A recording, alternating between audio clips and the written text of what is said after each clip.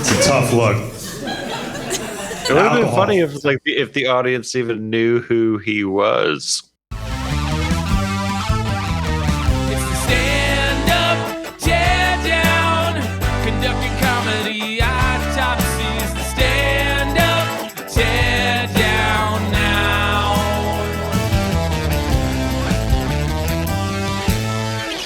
Hello, all you crazy cats and kittens out there in pod person land. Welcome back to another episode of Stand-Up Teardown. I'm your host, Sean Fau, and joining me as always is my lovely assistant, Mr. Matthew Ballek.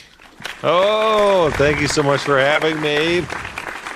It's great to be here, as always, to review some comics, and let's cut the shit and keep it down to some good timing. We are reviewing 3 super smooth comedians this evening. Mm-hmm. What are you whispering about, my friend? Your smoothness at your timer.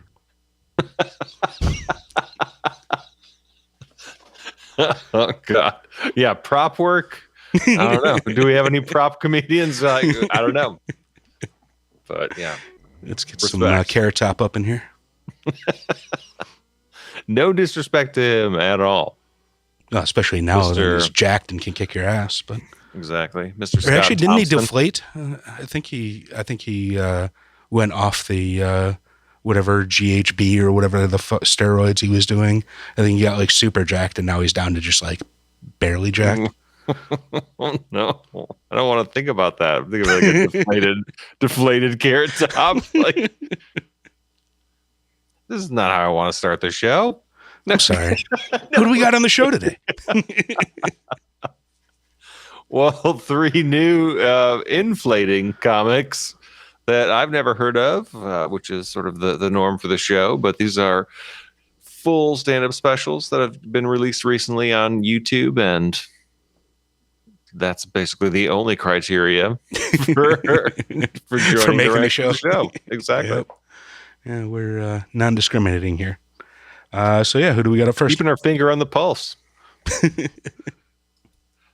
We have Stuart Jones with a special titled Homebody. All righty. So I'm wondering, this is like nerdy white guy comedy? Do we know, or are we just... I don't. I'm just extrapolating based on the title of the special. No Wikipedias, no... No Wikipedia, no Picklepedia. Ticklepedia. Right. Well, let's see what the fuck this dude's doing. My name is Stuart, and no one has ever been caught off guard by that. Never once in my entire life has anyone been like, "Oh, really? You don't strike me as a Stuart."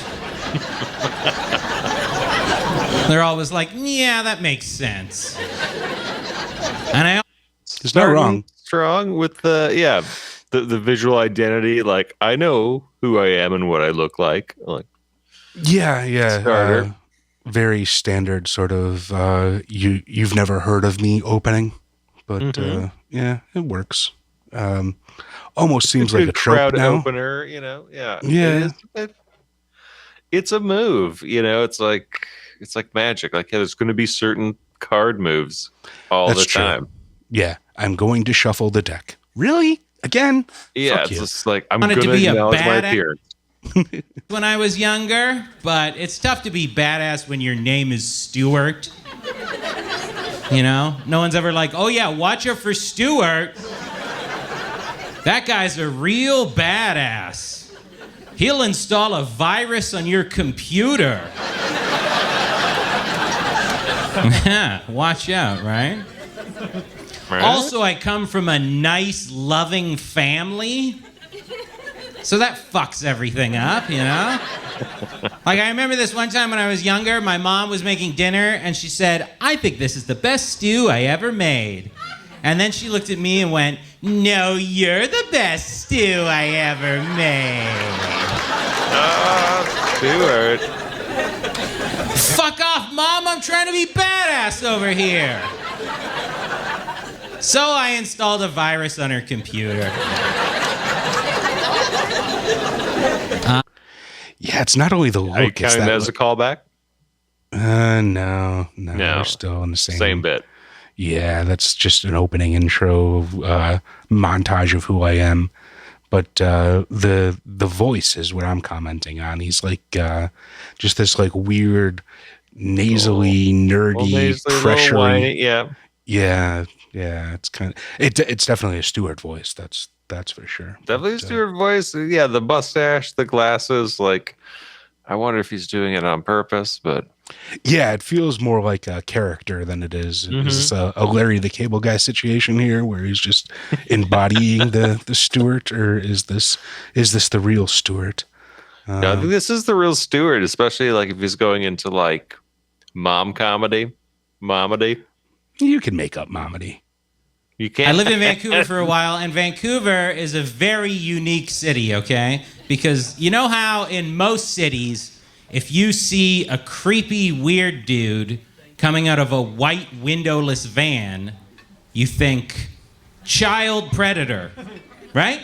But in Vancouver, if you see a creepy, weird dude coming out of a white windowless van, you think, I bet I could live in a van. That guy must save so much money. I bet he's a genius, right? Like, kids don't cross my mind for a second, you know? I could probably watch a creepy, weird dude take a child into a white windowless van, and I would be like, I can't believe he's raising a kid in there. That is so progressive. Wow. The audience is mic'd a little bit too hot there. Like there's a like clear so true in the background there, and just like instead of just chatter, I'm hearing like actual comments, which is kind of annoying. Interesting. Yeah, it has a more like down and dirty feel, this special production wise. Sure. Yeah. I mean, just the lighting alone, like the single light, and like he kind of looks villainous here just with the contrast and the shadow on his face, but the mic shadow. Yeah, but I guess talking about being a child predator is feeding into that. But like, it's working for him. Yeah. Is van life like still a thing? Like, I feel like that disappeared, or I don't know, tiny homes and stuff like that. Is that? I don't even know if that's a thing, but maybe it's a Vancouver thing. But like, I'd want to say because cost. I think because of his look, he's able to like still tap into that topic.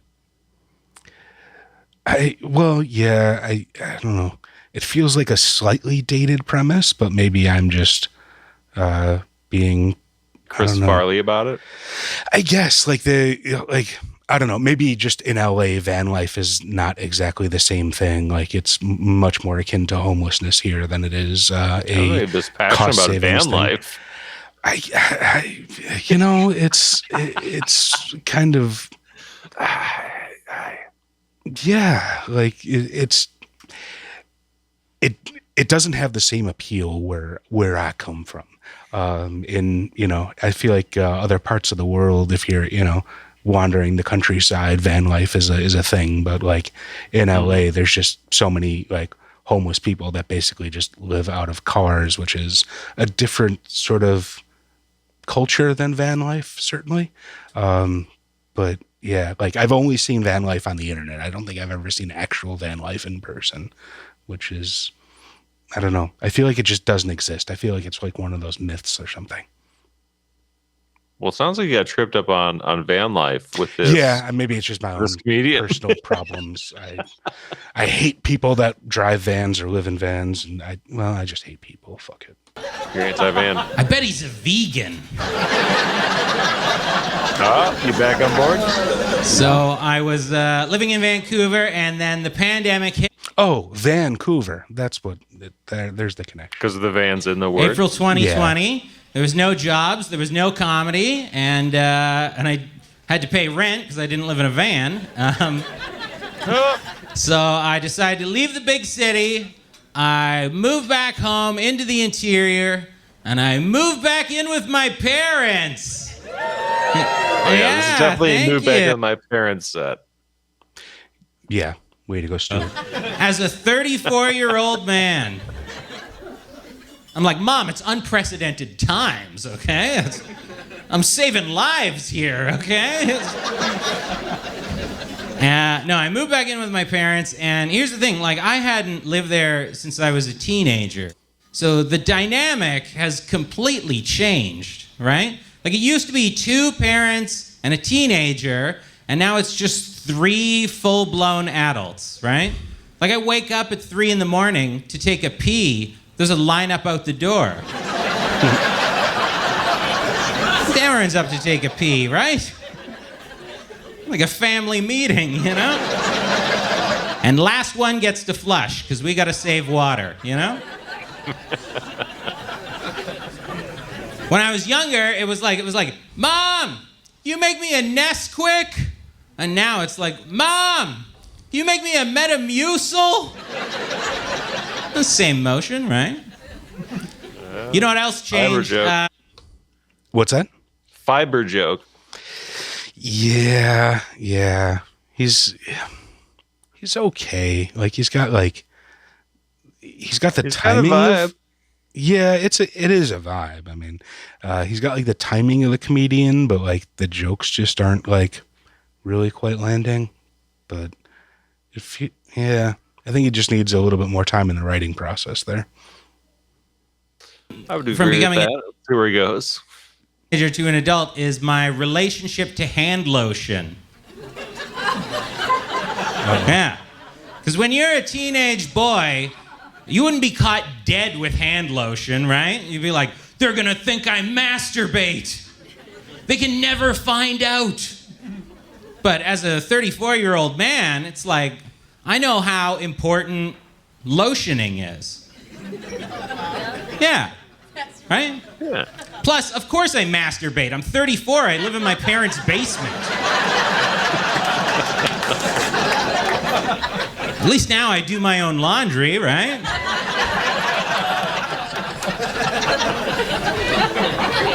So I was living at home during the pandemic, and I decided I was going to help my parents clean out their basement, right? Because it's not like they're not hoarders or anything. They just don't throw out anything, right? And like, I'm going to have to do it eventually. Yeah, so while you're still alive, at least give me a hand, right? Like, I think that's fair.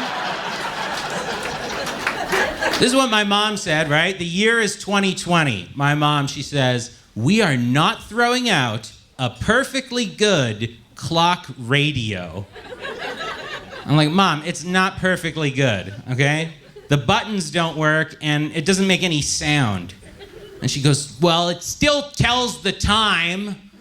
I go, yeah, if you plug it in at 12. It's the only way it works. And then she goes, your grandma bought that for you when you turned 14, right? That's how moms operate. Guilt, you know, right? Like, God bless my mom. She's getting a bit older, but thankfully... Yeah, I feel like a lot of his jokes aren't working, but like, I think the voice is very kids in the hall. Making the best of his situation. Well, yeah. Well, it's the Canadian thing. It does have like one of, yeah. Is it Bruce McKenna, I believe? I was going to say one of the Bruces I know, yes. Yeah. It's got that like very... Yeah, I just getting McCullough? flashes of like Bruce brain. McCullough? Bruce McCullough, there we go. Yeah, I'm getting like flashes of brain candy or something when he's speaking. Just like this, like it's a drug that gives worms to ex-girlfriends. You know, yeah, totally. It seems like a character monologue kind of comedian. Exactly. Yeah, I think that's why I was getting the like Larry the Cable Guy vibe from him a little bit. Like it doesn't feel like a real human being. Like it feels like someone that's, you know, just, well, you know, it's the problem I have with watching right now. Well, dude, if we cared about the people watching this, like we wouldn't be doing this fucking show. But like, if you ever watched The Big Bang Theory, which I've only like subjected myself to a couple of episodes, it feels like it's like, yeah, it just feels like it's like crafted by people that aren't nerds trying to like write what they think nerd culture would be to entertain non-nerds. So it's like this like 3 layers of removed from reality that like is just becoming the clowns of the show. Yeah, it's like a caricature of what it's trying to be rather than like being the thing it's trying to be. I feel like he's, almost trying too hard to be that nerdy, or that like it's like pity laughter he's going for rather than like laughing at with him. You're laughing at him sort of thing. I don't know. Yeah. How would you feel about the whole special sans mustache? It would be less creepy, certainly. There's definitely a like ick factor, if I am allowed to use the terms of the kids today. Do you think the mustache is like intentional, like part of his stand-up character, or it's just like a phase? I don't think anyone grows that mustache seriously. Like if it's not for the stage purposes, it's for comedic value in life, or he just there's something very wrong with this guy.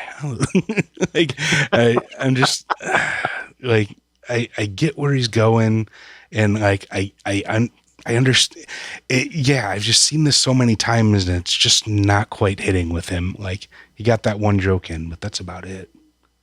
I don't know, give him a little bit more.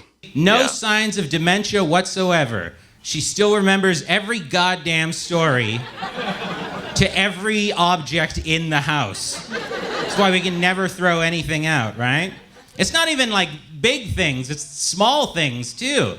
I go, hey Mom, do you have any AAA batteries? She goes, your dad went to Walmart 3 weeks ago, tells me a 5-minute long story that ends with, and that's why we don't have AAA batteries. It's like, just cut to the point, right? And here's the thing about the clock radio, right? I feel like that joke would have worked if he actually did it to us. Like if he, took us on the 5-minute journey. To us? Well, if he joked us. Well, yeah. If he gave us a punchline, the joke might be funny. But no, like instead of, my mom just told this 5-minute story that didn't go anywhere, like actually tell the story that she did, and like, I guess that would just have been more of a waste of time, and I would have been more pissed off. But that's true. Then he's gonna have to do a voice, and am I gonna like that? Maybe. I don't know. It's at least not his voice, which is fucking pissing me off too. Grandma, bit of a drunk, like she doesn't remember buying that thing, Like Grandma was just at the London Drugs, like getting her medication and getting tonic for her gin, right? And she's like, doesn't one of my dumb grandkids have a birthday soon? Oh, I'll get him this. This is $4, right? Yeah, and so because she did that, we can never throw it out. Even though she's been dead for 20 years. Yeah, we have to keep this junk forever, I just wish my mom would get like a little bit of dementia, like just a little bit. Because then we can start throwing things out, I can be like, hey Mom, can we get rid of this clock radio? She's like, yeah, I don't know where the fuck it's from. But we got the mom voice, and it was just his voice. Right. In the trash. So before I moved back in with my parents, I was living in Vancouver, and I actually lived alone, which is nice, because if you live alone, you get to be naked all the time. Yeah. Little word of advice, right. If you're ever naked and you have to fart, make sure you're not sitting on the white sofa. Yeah. Ooh. Most expensive fart of my life, okay? Another nice thing you can do when you live alone is you can poop with the door open, right? What's that? So why do you have to go with the shitting on his couch joke? Yeah, so definitely was a weird turn there. Like, yeah. He's just, he's not like denigrating himself in the way that I think is like... That's honorable. Maybe. There's just something like not quite right about the way he's going about it. Like, they're obviously saying it on too thick, where it's just like, oh God. Yeah, I mean, like the kids in the hall prove that this character can work. It's just not working with him. Like maybe he is just an awkward dude that maybe this is actually him and he's just the kind of guy you want to punch. I don't know. Fuck. Why not? That's fun. So I did that this one time. I was pooping with the door open, and I realized I can actually see my television from the toilet. Yeah, that's a dangerous discovery, right? Because like the next morning, I went in for my poo, and I brought the PlayStation controller in with me. Yeah, 3 hours later, I'm still shitting, right? But it's a lot safer than sitting on that couch. That's for sure. Another nice thing about living alone, especially if you're a bachelor, if you ever have to go grocery shopping, it is actually easier to make a list of the things that you have rather than the things that you need. Right? Because I can make this big, long list that's like... Yeah, it's a good premise, but I still, like, he's just not... Like, yeah, it's sort of like, I don't know, it has like tickles the brain. Like, oh, what do you mean by that?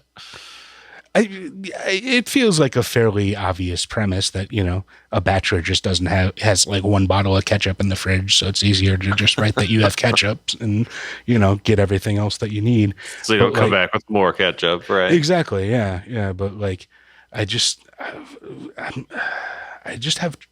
trouble. I don't even know how to explain where he lands on this bit, but yeah, it's like, yeah, the delivery is just so wrong. I don't know. Like he's not owning it well. I need bread and eggs, milk and cheese, or I could just make a list that says you only have ketchup and baking soda. Yeah, that way when I'm shopping, I'm like, do I need it? Yep. Time saver, right?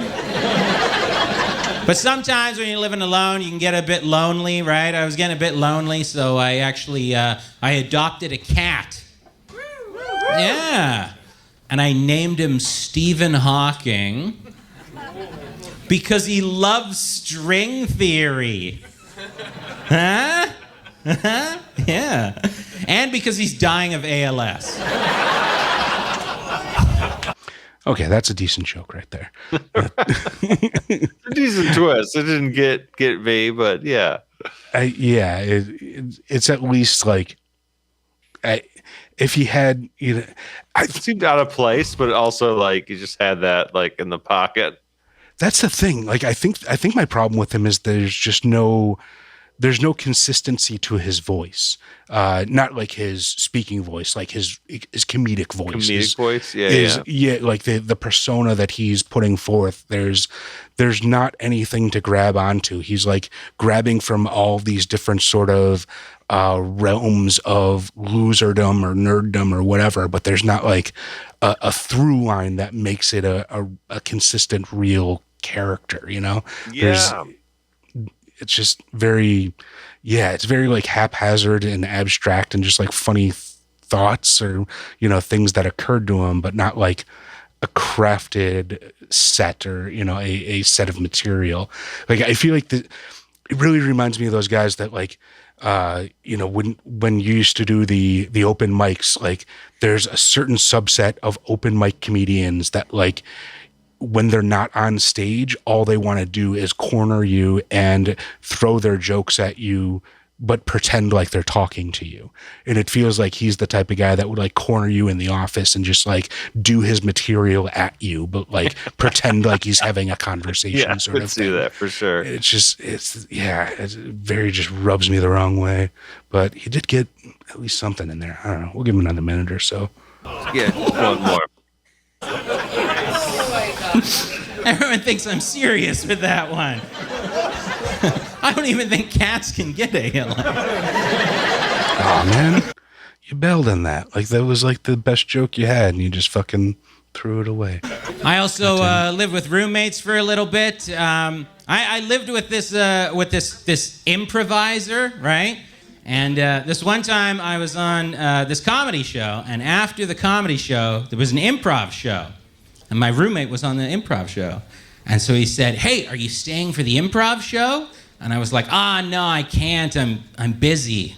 And he was like, oh, really? What do you have going on? And I wasn't actually busy. I just didn't want to go to his show, right? So then I had to improvise to an improviser a reason I couldn't go to his show. Yeah, and I suck at improv, right? So I was like, oh, I have to, quick, give me a reason not to go to his show.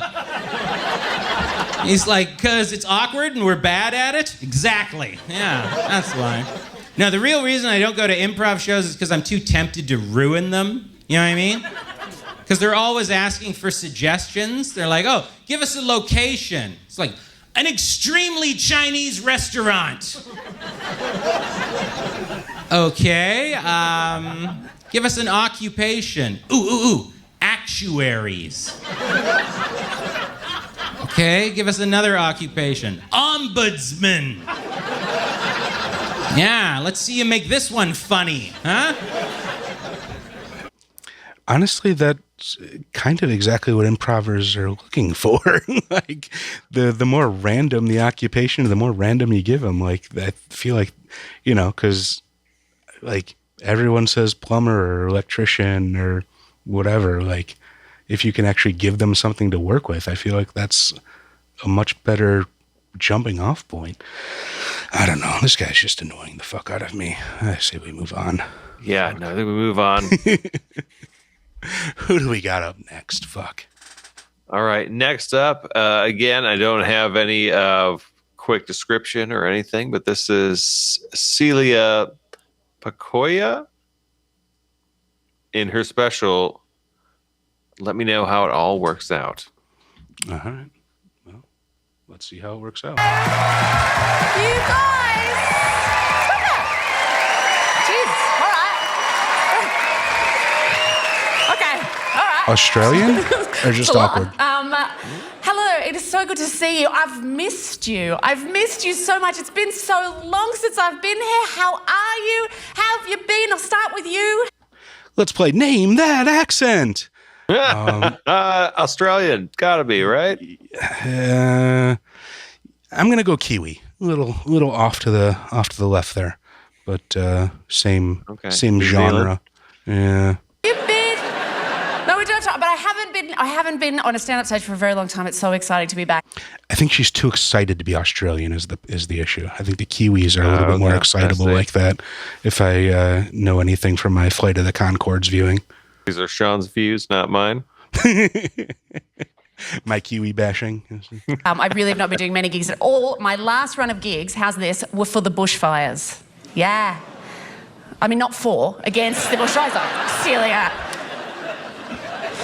But that was January 2020, right? And even before then, I hadn't been doing stand-up for ages because 2020 was supposed to be my year of getting back into stand-up. Yeah, I had 3 goals for 2020, right? More live performance, more travel, and having the dirtiest hands ever. That just didn't work out.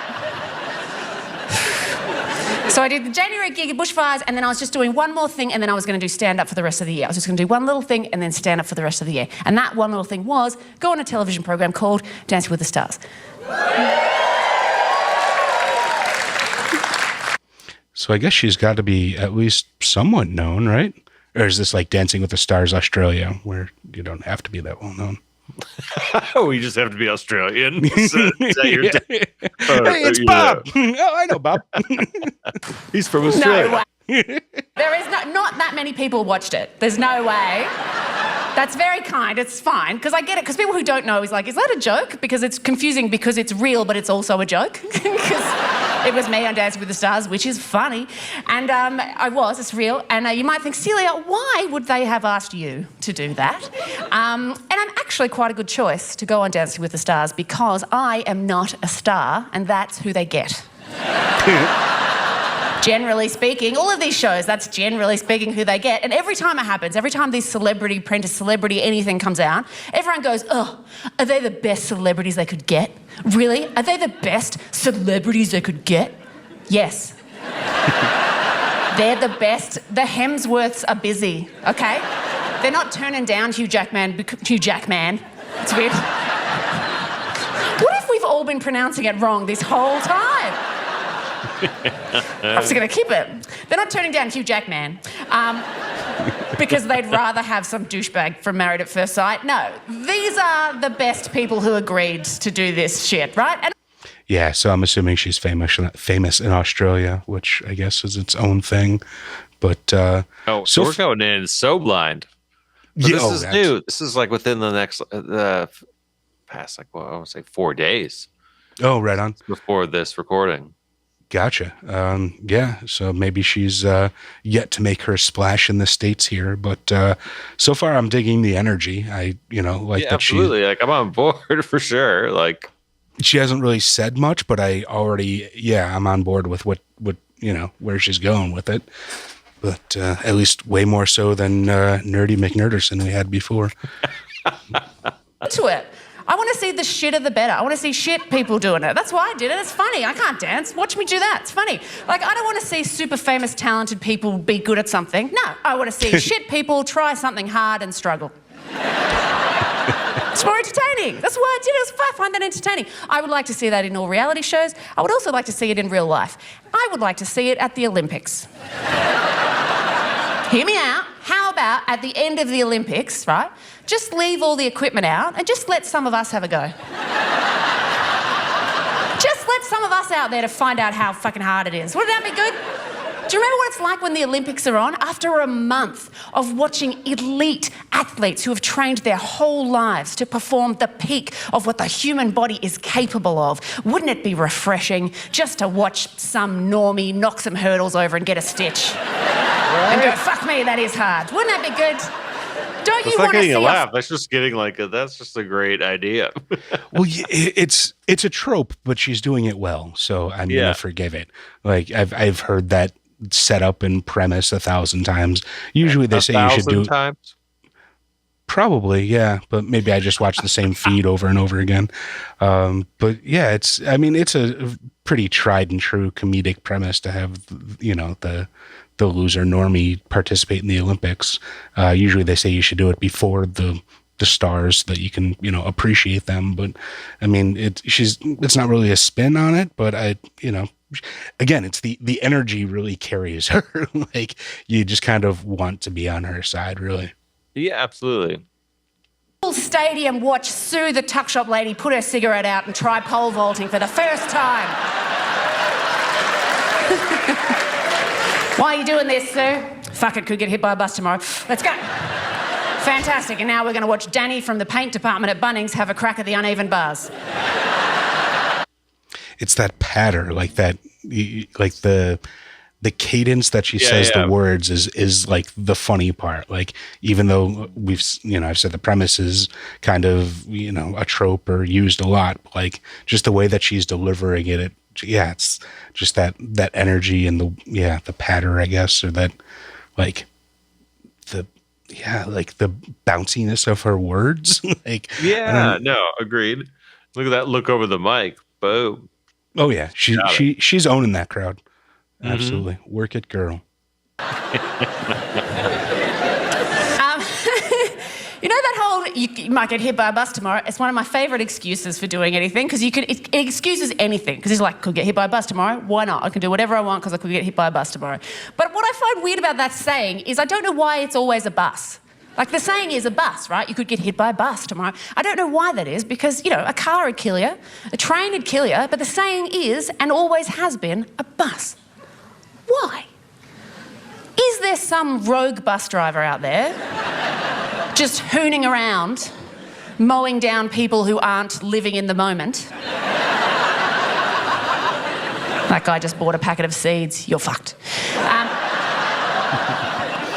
And it only works in a city as well. Like, if you live in a little country town, you can't be like, what are you doing that for, Dave? Like, well, could get hit by a bus tomorrow. No, you couldn't. It's not here till next Wednesday. But it's not actually about being hit by a bus, is it? It's about the unpredictability of life. It's about you never know what's going to happen tomorrow, let alone any other day. I will ask you, lovely, what's your name? Joy. So we never know what's going to happen, Joy. So Joy, this is the first time we've met, right? But we don't know. One day we might end up doing a double act where we do carnival tumbling to salt and pepper songs. How do you feel about that? You're into it. Might happen. You could end up being You could get hit by a bus tomorrow. You could be Prime Minister. You could end up being the tallest woman in the world. Anyone. But this is the thing, we don't know. You could be Prime Minister. You never know. The thing is, though, I want to know. I've always wanted to know. I love getting the end of stories. I like getting the answers. I love a recap. Audience touch base. Yeah, like it felt like she was going into crowd work, but and it's just like, look, I did crowd work. I acknowledged the crowd. Yeah, it feels like obligatory crowd work more than actual crowd work. But it just seemed like a weird touch. Like there's no like punch or like any like extrapolation from it. Just like, cool, I acknowledge that you, and now we're moving on. Yeah, exactly. But she's got that like that speed and that patter that just, oh, okay, we're over here now. Like, all right, I guess I must. I don't know. One of my favourite things in the whole world is at the end of some films when the screen goes black, right? And then words come up to tell you what happens to the characters for the rest of their lives. How good is it? Oh my God, it's so satisfying. The best example I can give you of this is Cool Runnings. Cool Runnings, the film, has a great one. The Jamaican bobsled team. At the end of Cool Runnings, the screen goes to black and then words come up that go, 4 years later, they return to the Olympics as equals. Yum. That is delicious. That is 4 years in one sentence. Bang. I love it. Do you know how many boring days happen in 4 years? How many trips to the shop? How many loads of washing? It's fantastic. I love it. So being that is who I am, it shouldn't be particularly surprising to you that I have been to see a psychic. Yes. Did not expect it to go that direction, but okay. So yeah, welcome turn. Tonight, that is where we are headed thematically. So, psychics, fortune tellers, reverse historians, whatever you want to call them. That she has a theme. Yeah, I mean, if she actually stays on the theme, I feel like she feels like very ADD. Like so joke. yeah, like I'm going to set up a theme and then never actually talk about it, sort of thing. I could definitely see that playing out, but I don't know. Maybe it is an hour of fucking psychic jokes from here, but I'm not psychic enough to know.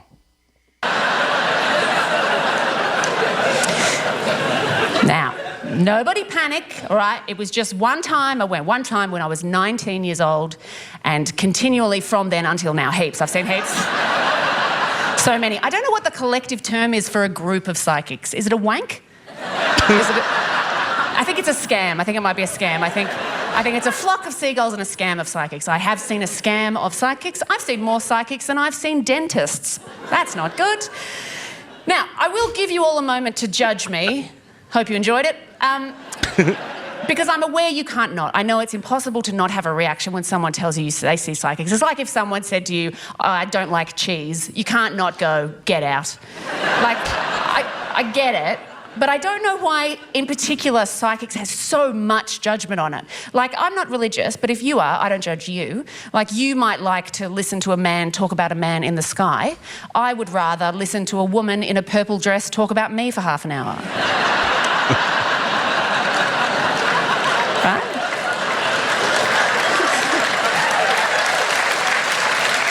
And yet, I'm the weirdo. I don't get it.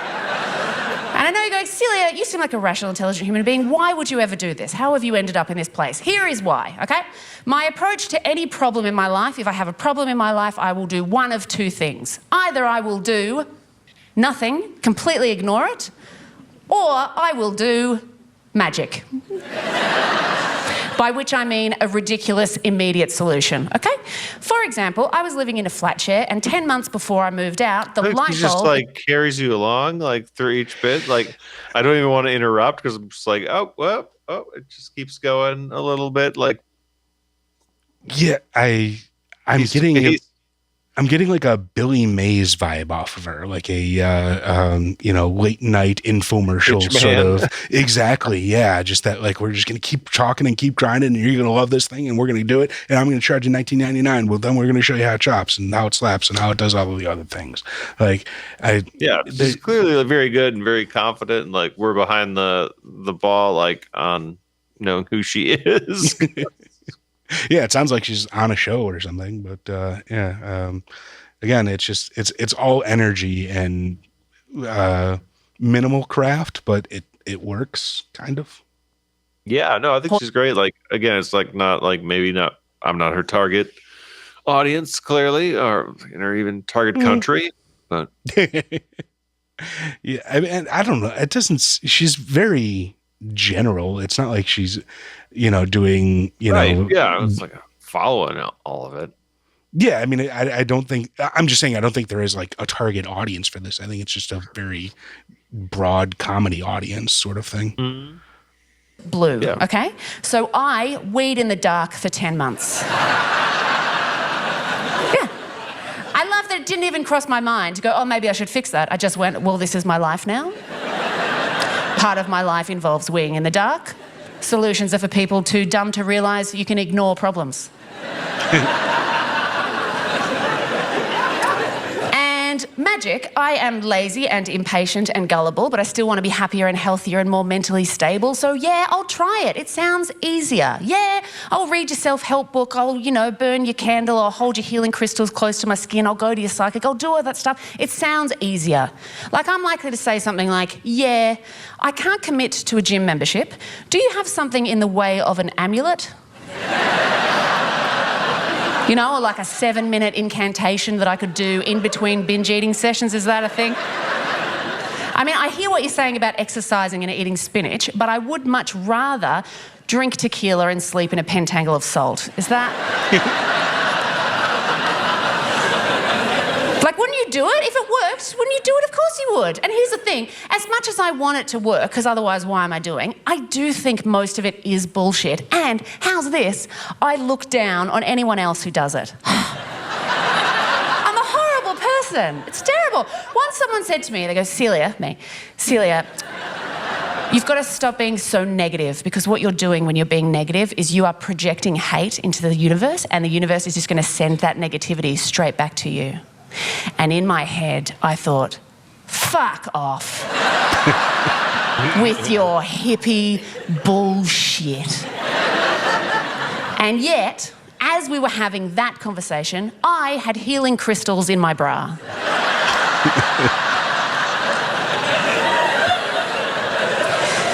Yeah, it's difficult to take the rational high ground when you have magic rocks in your underwear. Interesting theory. Yeah. I don't know. She's decent, and like, I want to like her a lot more than I am laughing at her or with her or whatever. Like, I'm entertained, but yeah, no, I'm not like, I'm just not laughing out loud. It's clear, but I'm like, I'm on board with like the whole routine, but I feel like if I was in a crowd with other people laughing, I might be more inclined to. Oh, yeah, certainly. Laughter is just kind of infectious in general. So, like, a shitty comic is more funny when you're drunk at 2 a.m. anyways, but, surrounded by a crowd of people that are also laughing, that certainly makes it a little bit better. But that's like, oh shit, who was it? I think, was it Maria Bamford that did the comedy special in her living room, like just to her parents, and it was like super fucking awkward, and like it would have been okay if classic it wasn't Maria Bamford. Yeah. Well, yeah, she's an awkward comic to begin with, so it's kind of a special thing there. But I feel like she did herself a disservice with that little experiment, because it was not having that laugh track made it even more awkward, which again, that goes into like the discussion we've had before about the comedian, like making the audience feel awkward is the goal. Like, if that was the goal with those specials, then yeah, she definitely nailed it. But like, I don't know, this one, what's her name? Celia Paquola, is kind of the opposite of that, like where it's all just kind of feeling and no real big punches. It's like little hits of jokes along the way, but certainly nothing gut busting. Yeah, I feel like she's getting a lot of laughs. Like, she must be a personality that we're just unaware of. So we are just in the dark on this. It's sort of like someone like watching Jimmy Fallon do stand up and be like, why are people loving this right now? Yeah. like if she's got like a No, podcast or something. Or, like, I'm not even incredulous of it. Like she was great. Like yeah, but like if you're already on humor. board with her or know her as a talent or a comedian or whatever already, then I feel like it's not even like inside jokes. It's just kind of more like laughing at your friends' jokes rather than expecting to see a well-polished comedic show. I don't know. But she's good. She's got the patter and the energy and everything. Like I don't dislike her. I just Right. No, I just don't see like stand up as like her end game, or like I see like maybe it's like as a host of a show or something or something. Yeah, she definitely. Yeah, a game show would be good for her. Or I assume she's on like a sitcom or something. I feel like that she'd be a late good night show or yeah. But just straight up on the mic, like I feel the most famous person in the world, and we're like, she should be a panelist. yeah. I mean, maybe if she just had a good writing team behind her, she would be a little bit more powerful of a presence, because like she's got like all of the other elements. It's just like that little that craftsmanship that's kind of missing from the act, but everything else is pretty much there. But who do we got next? We got next, we're switching gears to a comedian called JP McDade with the special name In Brooklyn. Just based on the name alone, I feel like JP McDade, that just has like truck nuts written all over it. He looks a little scrawny to be a truck nuts guy, but let's take a look. True. Yeah, no, now I'm getting the visual, but JP McDade. What's up, Brooklyn? How we doing, huh? Yeah. Oh, already that voice. I'm leaning more truck nuts now. What's up, Brooklyn? Yo. Brooklyn, yo. Although Brooklyn's not like a truck nuts place. It's more of a... No, it's definitely... I don't associate truck nuts with Brooklyn. No, it's more of a like, I'm going to shoulder bump you and spill my coffee on you sort of assholeness rather than truck nuts assholeness. I don't even know if that's a thing, but yeah, it's abrasive. Yes. I'll address it right away. I'm tall as shit. I'm 6'7", so people are always asking me how tall my parents are. Like I didn't just work hard. There's no nepotism involved. I earned this, okay? We'll have to answer the question now because I brought it up. The answer is 6'6" and 5'11". My mom's 6'6", my dad's 5'11", so... But I'm actually not tall because of genetics, because that's a myth, like evolution. But I'm actually tall because I eat fast food, and I absorb extra growth hormone that way. It works. I can't stop. Can't stop eating fast food. Like I was eating Popeye's chicken the other day. Based on the leg size, I estimate a Popeye's chicken stands about 4'7". These are not normal chickens. These are Danny DeVito-sized monsters. Like if you go to the slaughterhouse where they kill the Popeye's chickens, it's like a fair fight. We've lost a lot of good men on that floor. I feel like this guy is the exact opposite. He's like the lack of charisma, but with the sort of crafted structure of jokery. Like, yeah, it's... I want to like him. It's just not hitting for me just yet. Yeah, the monotone thing isn't really working well for him. I was for him, like he did like the initial, like again, like self-assessment, check in with the audience. Like, I know I'm fucking tall. Like, you got to get that kind of shit out of the way, or else it's gonna just like needle at people's, like. I suppose, but brains. But that's one thing that doesn't really play to a TV audience, being tall or being short or whatever. Like, I don't know. I'm feeling it in this like still shot, though. I mean, yeah, look at how much shirt's going down. I guess. And there's that that meme that's been going around of the recent Joe Rogan live Netflix special where he's got the orange or the yellow shirt on, and he's just like he looks like a fucking minion because he's just like ridiculously Made him short. into fucking SpongeBob, like he's so square. Yeah, absolutely. I feel like that's a manipulated photo, but I haven't figured out yet. Oh yeah, no, it's definitely been manipulated. It's something like but just enough, but just to like just enough to make it ridiculous. Yeah, but Link I in mean, the description. Yeah. What I was getting to though is like, when you're on camera, like the standard is to like put the camera right about eye height for most people. So like whether you're shooting children or whether you're shooting adults, like you're going to put the camera at their level. So you can never really tell like how tall people are. Like, everyone's always surprised when they first find out that Tom Cruise is pretty short, or that like, it's been going around because of the Olympics that Simone Biles, the Olympic gymnast chick, is like 4'8" or something. And everyone's like astounded that she's like super tiny because every time you see them, the camera is at their height. So like, yeah, I think that's the height stuff is something that plays more in person than it does on TV, I think, especially with him not necessarily like standing next to anyone else.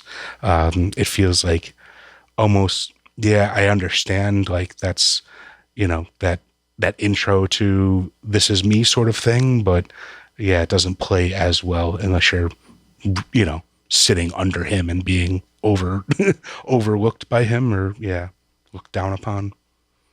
So what are you saying? You hate this comedian's body? Yes, I'm body shaming him. Okay, I just want to get that out there. Tall people should all be exterminated. That's pretty much it. Anti-tall. My name is JP. That's the other question I get all the time. People ask me what JP stands for every day. It's pretty annoying. Like, could you imagine how annoying it is to have to tell people every day of your life that your name is Jalapeno Poppers? It's silly. Yeah, too silly for him. That there was a better punchline in there for especially for his persona. Delivered it a little bit with more conviction to like really. Yeah, he doesn't even have the confidence in his own joke there. Like,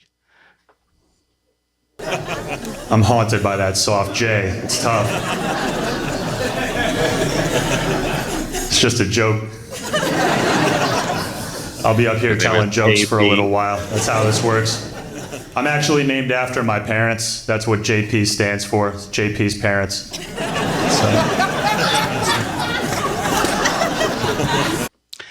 that would have been a better joke, I think, than the jalapeno poppers. I was already like not on board with the jalapeno thing. But if you had gone with that first, like that weird sort of non sequitur, out of left field thing, I think that would have worked a little bit better without the jalapeno thing. Like establish his voice a bit more at the start. Yeah, the very odd and I don't know, is that irreverent? That's not the right word, but feels like he's not energetic enough to be irreverent. It's a family name. No, it's James Patrick McDade. That's my full name. I looked it up because I wanted to see if I share my name with anyone in history, and I do.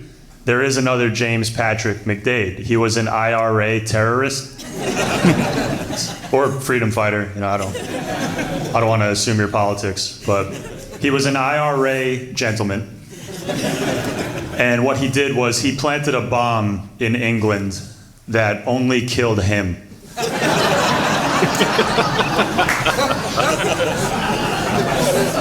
That's tough news to get as a comedian. You find out you're not even the funniest person with your name. That's a good joke. But this is making me laugh. The person with your name just like bomb themselves. It's definitely a good premise, but like he just feels like he's nervous or something. Like he just, I don't know. I realize it's a presence, but like he's just very stiff and like not in like a confident way. It's like there's a way to pull this, sort of it's not like a stoicness character off. thing or something where he's like going like Joe Pera, where it's like, oh, he's definitely like trying to be weird or awkward. Yeah. As part of the delivery. It feels like just not confident or not sure of his own joke ability here. Like, I feel like there's, just turning up the confidence. Ability. I do like that. If you, that's the ticket.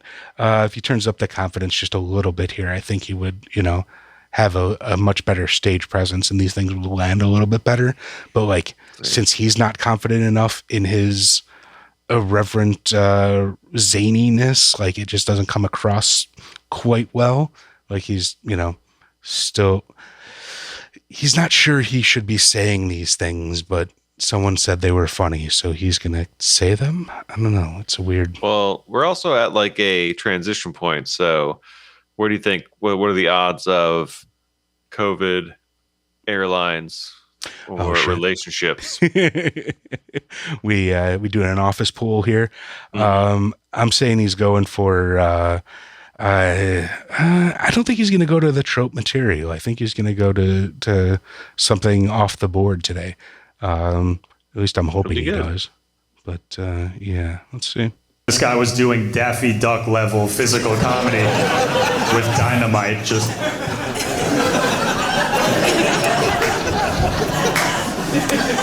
I've never committed that much to a joke ever. That's apparent. But I was raised Catholic, so it feels good to be on the right side of history. That's good. Tri-state area, Irish Catholic family. I've realized that the first people I ever saw try to do live comedy in front of a crowd were priests. The priests love to joke. The priests love to slide one little joke into the mass. That's true. You could tell it's like the only joy in his weird, sexless life. Hopefully sexless. You never know. They got a real transfer portal going with these priests these days, but I digress. The priests love to goof off, is my point. They love to crack a little joke. You can tell by the delivery how excited they are. I say, the book of Matthew tells us that God is everywhere. He's with our friends and with our enemies and even with the Jets.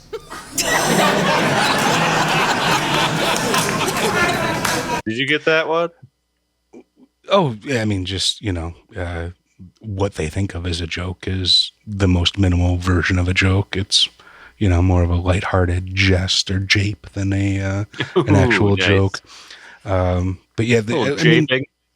Drive-by japing. Yeah, at least he did some voice work in there. Like his, it's again, it's just like, it's so low effort. I have a problem like getting with him. Like I understand that can be a style, but it's just, it just comes across as unpolished from him at this point. That's how I'm taking it as well. Like it's just like not at the low enough level where it's like, oh, this is a character choice or intentional. But yeah, it's like I'm wanting just a little bit more connection with the audience, or exactly, yeah. Especially for doing a special, like if you're gonna film it, give a little something, try a bit. Yeah, and it's not even like Nathan Fielder where it's like disconnected, but that's the part of the joke. Right. Yeah, it's like riding that like uncanny valley of like not being energetic and not being deadpan enough either direction. It's just kind of like low effort and not committed. Just so pleased with himself, sticking the landing on that topical joke. My family is Brooklyn Irish. We came to this country through Brooklyn. Brooklyn Irish, that's the one New York City ethnic group that nobody is trying to imitate. You go to New York, it's like everyone is imitating black people, Italians, and Jews in some mix. Like there are white girls in Williamsburg, Brooklyn, who are like, dead ass, I'm schwitzing right now. Maroon. Nobody's imitating Irish swag. No one's stealing that. No one's walking around like, yeah, I got melanoma again, Jerry. I got a basal cell carcinoma removed from my calf. 4th one this year. That's like the most commitment we've seen from him, and that like almost works. Like, he just needs a little bit more effort in those jokes, and like they would land. I mean, they're fairly well crafted, and they're, you know, the structure is there, but like just his energy is just off, just ever so slightly. Yeah. Also, like, why would anyone start just quoting from older Irish people? Just randomly, I don't know, like the conceit of this last joke. I'm like, how do we get it? But it's just a vehicle to get to the voice. That's true. Yeah. Substance abuse in my family, for sure. Sunscreen mostly. I got SPF 85 on right now. My cousins are very worried because they're raising kids in an era where all the kids vape. Right? Let me be clear about something, okay? My kids will never vape. They will blast cigs. Yes. We are a cigarettes family. No iPad until that pack of Newports is finished, okay? It feels like he's doing someone else's material.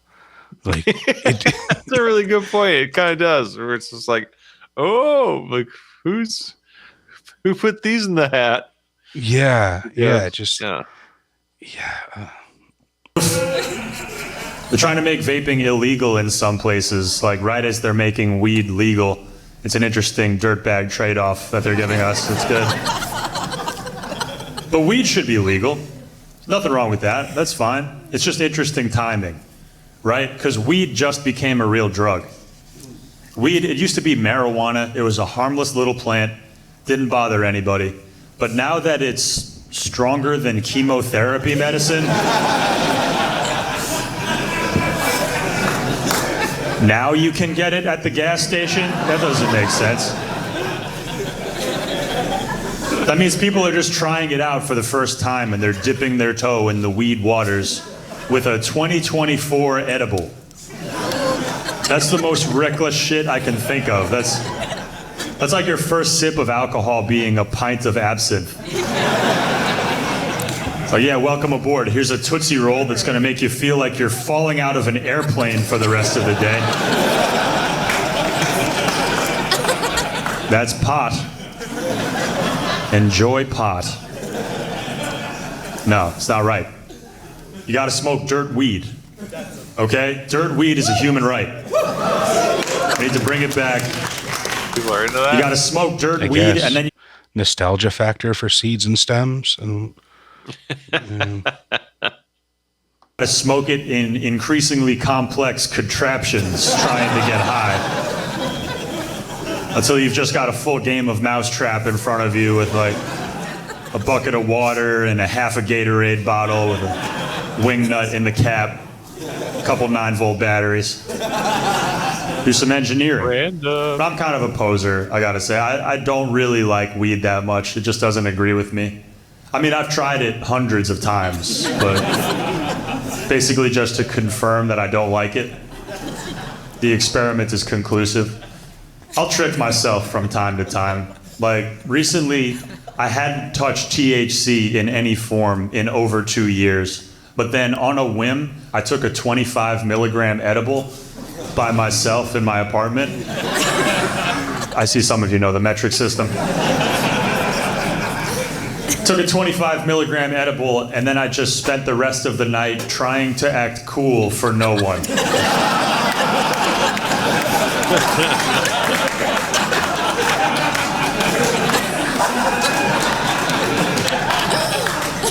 It's a tough look. It would have been funny if, like, if the audience even knew who he was. Yeah. Seems like a default character creator like selection for a lot of these jokes where I'm just like, I don't know. I'm not bonded with this comedian. No, I feel like he'd be a good writer though. Like, and a writer's room on a sitcom or something like that. Cause there's something to it. There is a comedic quality to these things, but like, again, like it feels like he's doing someone else's material. Like if he was writing this stuff for, more specific characters, I think it would hit better, but like I hesitate to even call it deadpan because it's not. It's that, again, that like uncanny valley of like not deadpan but not like committing. It's just very weird sort of. I don't know. There's just like a tinge of. I mean, look at this like still shot. There's just like a tinge of fear. It's fear and like disassociation or like just disconnection. Like maybe this is like early days for this comedian. Like I don't know his. I mean, we haven't heard of him, so probably. So like, I think he's getting like a bump from another comedian that has some podcast success. So this might be like maybe not a case of like too early, but it's just early. That's what it comes down to. Yeah. Like most comedians say, you need to do like 10 years before you're actually like an established comedian or, a working professional or, can control a room. There's, the select few that can do it in, a couple of years, but it does take a long time to really develop a stage presence. So, maybe our internet culture has just convinced people that they are ready before they are, and like the ability to make a special, like, it used to be that in order to get a special, you had to go through HBO or Showtime or, something like that. Now you can just call up a couple of buddies with some cameras. Or the late night shows. Yeah. But it's like, anyone with, a few grand can put together someone to make a special for them. So maybe people are just putting the cart before the horse a little bit. Like we're getting a little less polished acts out there now. But again, I think he would be a good staff writer or something. But just his presence is, it's fine, but it's not like it's not, I don't know, compelling or charismatic. Certainly not as charismatic as me. I mean, shit. That's evident. Who can be? Fuck. Let's give him a couple. Our timer went off, but let's give him maybe 1 more minute for a bonus wrap up. Indeed. Alcohol was my big one. We had a nice, prosperous relationship, me and alcohol. It was pretty good. Alcoholism is a disease that you get from not praying hard enough. And it runs in my family, so I was like asking for some advice from older relatives when I was starting to quit. I was like, how do you know if you're an alcoholic? Like, what's the sign that you have a problem? And my aunt told me, nah, don't worry about it, you're fine. She said, you're good? She said, you're not an alcoholic unless you need liquor to get through a work day. Thought that was an interesting definition, right? Just didn't know you needed to have a job. That's a pretty huge loophole you left open there. It's not good. But I think I got taken by alcohol because of all the advertising that we're exposed to growing up in this country. Like, alcohol is sold to you from the day that you're born, and they're always telling you that it's a very cool thing to do. Alcohol really isn't that cool, right? But like, you'll see James Bond, he'll drink a vodka martini and then go do a mission and then fuck a woman so well that it destabilizes the Soviet Union.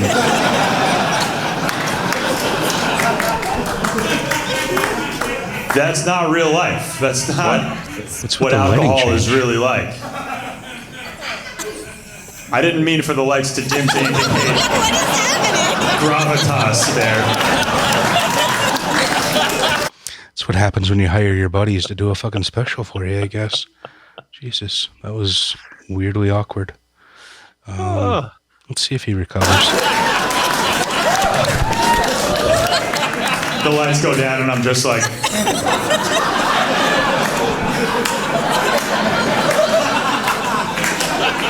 You know, I used to think my father was James Bond.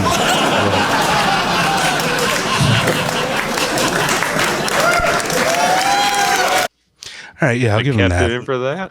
Yeah, that was. I mean, it's he rolled with the punch, but again, like if he had written that for anyone else, I feel like it would have been performed better or just worked a little bit better. Like, Yeah. I don't know.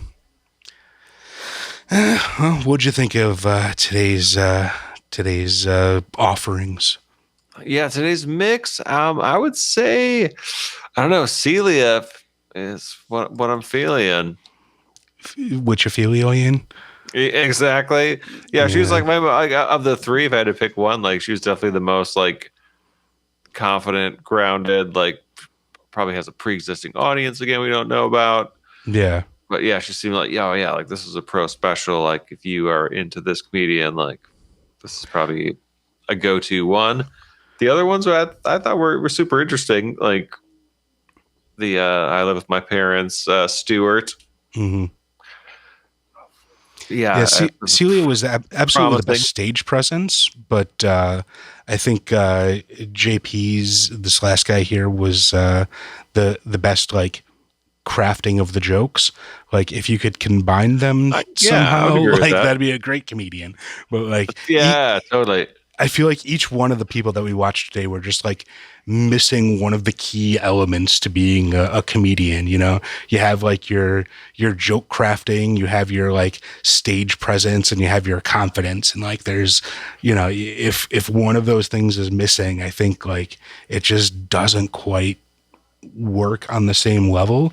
And yeah, each one of these guys were just missing like one of those key ingredients to making them like really standout comics. No, I think it's a great observation. Like, yeah, I was kind of feeling that the same way throughout. So, yeah, just like a tiny little sliver missing from each one. That was like, oh, that would just take it over the edge. Yeah, yeah. But again, maybe it's, you know, not enough stage time, people trying to push things out too quickly, you know, deciding that they're ready rather than HBO deciding you're ready for an hour. I don't know. It's a, you know, different world, and Yeah. coming out of COVID. Haphazardly picking specials. You know, it actually, just me saying that kind of like, I feel like COVID might have actually put a damper on a lot of stand-up, just because, you know, so many places were shut down and comics weren't touring and stuff. So Mics like, were not open. exactly. There's just kind of this like lull that like people are like just now getting back on the horse, or like, you know, just starting. They've only had like a year, you know, I feel like, you know, possibly too many people took too much time off, and now we're trying to like ramp up again. So we're getting this like weird sort of, period where, you know, things just aren't quite ready yet, or coming out a little half-baked a little bit. Well, there's certainly no shortage of new stand-up specials coming out. And so I think we are at a great point to, you know, check these out at the eruption point. So, Sean, like, what do we want the people to do? Well, definitely let us know if you come across any comedians that you want us to check out, or New specials, any new comedians, new bits. Yep. stand-ups you want us to tear down. We can certainly do that. You know, comment in the YouTubes and the whatnots, and you can. I think you can email us. You can email us at standupteardown@gmail.com, maybe. And yeah, like and We'll edit that subscribe and later. do all that other shit.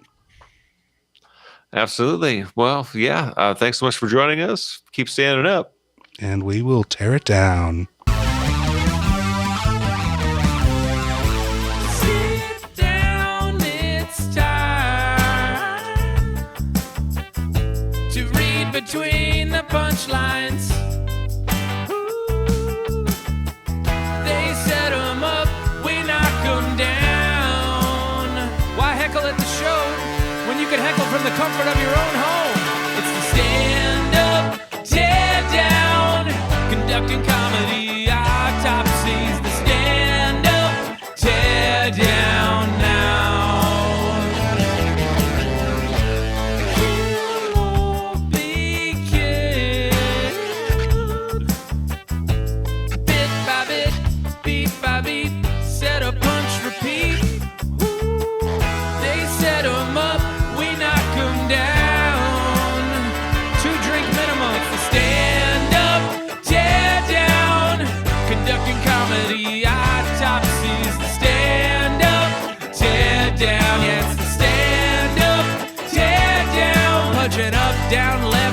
line by line. It's the stand